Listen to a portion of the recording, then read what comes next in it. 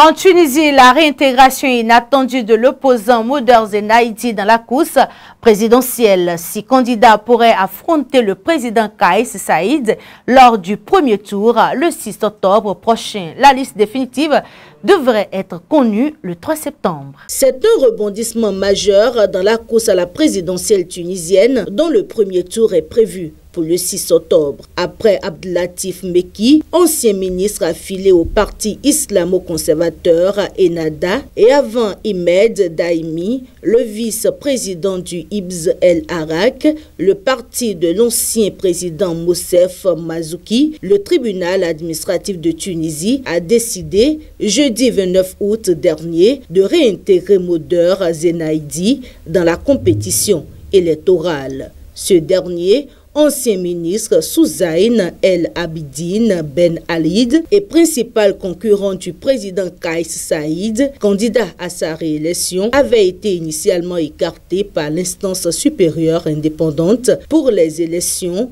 le 10 août aux côtés de 13 autres candidats. Parmi les candidatures déposées, seules 3 avaient été validées par l'ISIE.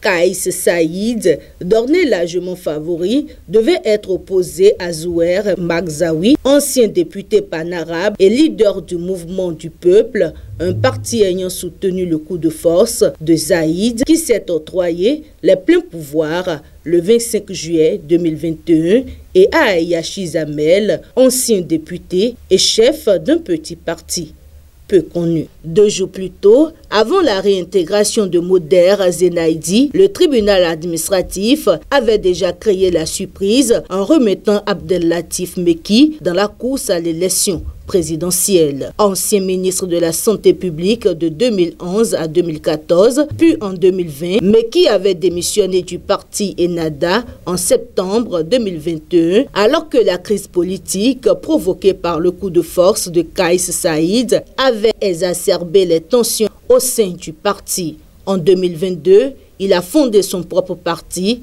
Travail et Réalisation, dont il est devenu le secrétaire général.